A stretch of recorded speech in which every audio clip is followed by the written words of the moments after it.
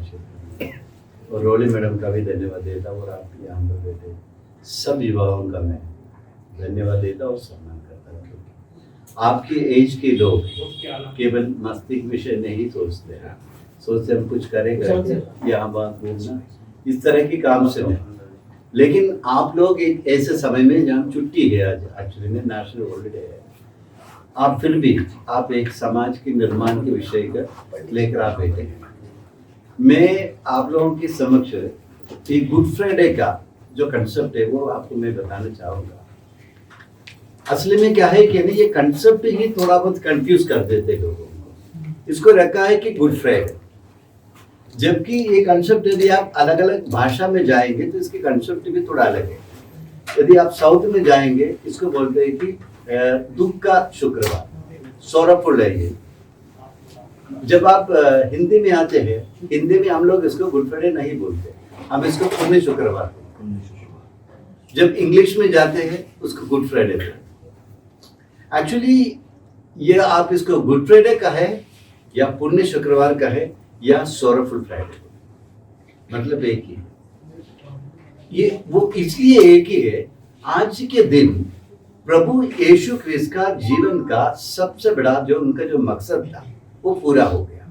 उनका मकसद यही था आने का, दुनिया का लोगों को एक नया मार्ग बताना, अपने मुक्ति प्राप्त करने का। उनका मार्ग यह था कि आप अपने आप को जितने प्यार करते हैं उतने ही प्यार आप अपने पड़ोसी से करो। पूछते कि पड़ोसी कौन है?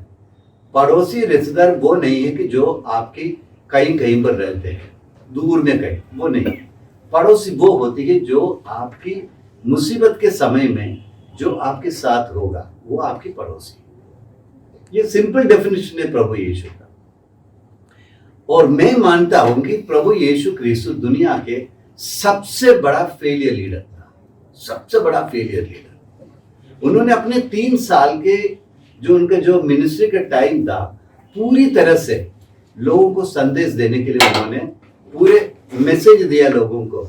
लोग बीमार लोगों को चंगा किया, जो भूखे तो उनको खाना खिलाया, जिसका दृष्टिहीन था उसको दृष्टि प्रदान किया।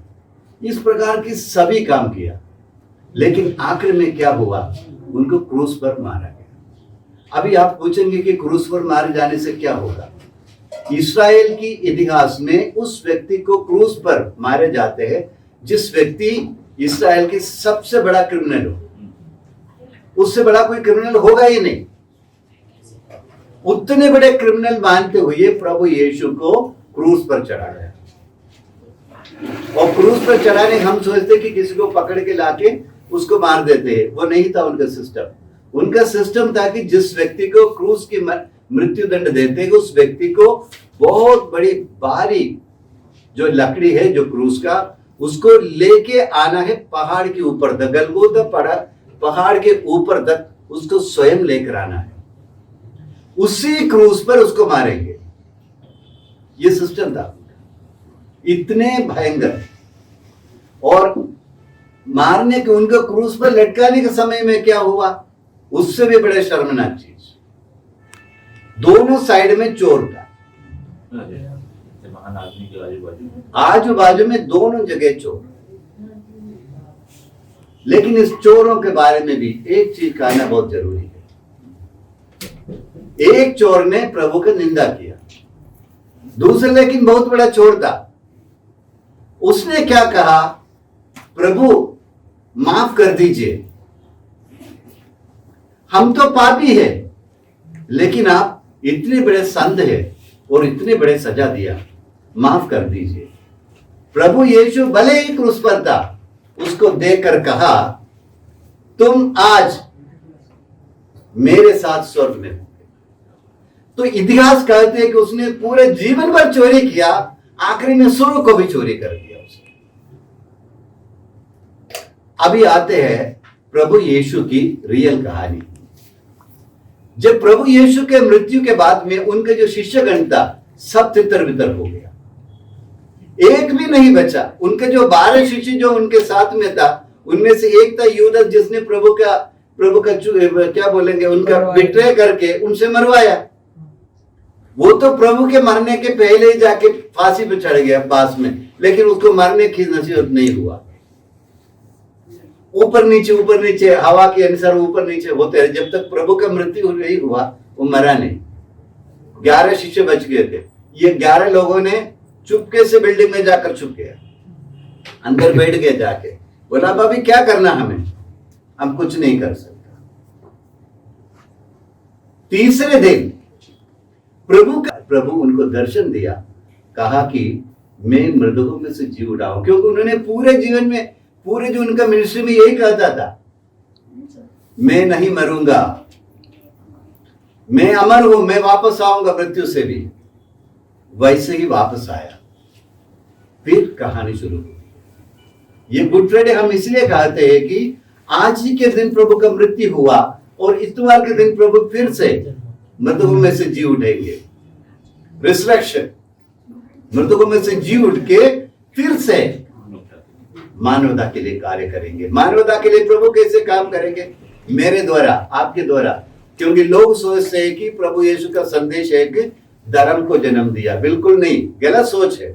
वो एक संदेश दिया है। ये जरूरी नहीं है कि आपको प्रभु यीशु क्रिस्त का शिष्य बनने के लिए, उनके संदेश के लिए क्रिश्चियन बनना है।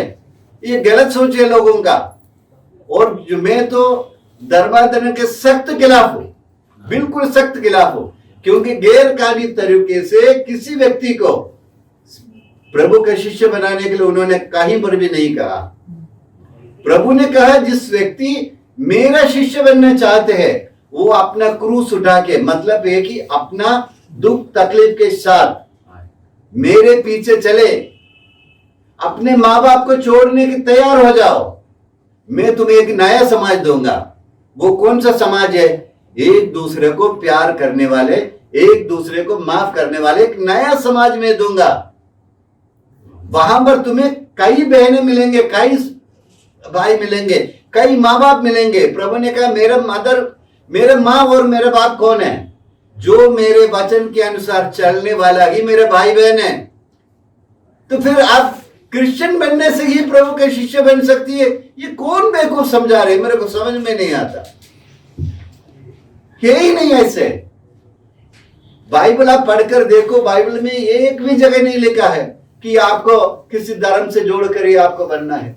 उन्होंने कहा कि आप मेरे शिष्य बनना चाहते हैं, आप बन जाइए, मेरे संदेश को सीखो और मेरे अनुसार चलो। इतना ही मैं बताऊंगा आपको।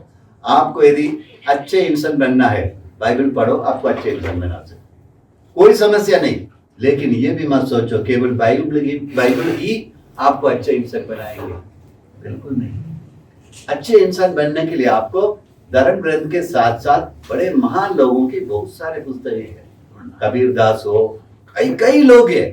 पढ़ो आप, लिखो आप, एक दिन आप प्रभु यीशु जैसे ही बड़े महान बनेंगे। मैं आपको गुड फ्राइडे के संदेश के साथ साथ यही बताऊंगा कि आपका ये जो काम है ना, बहुत महान काम है।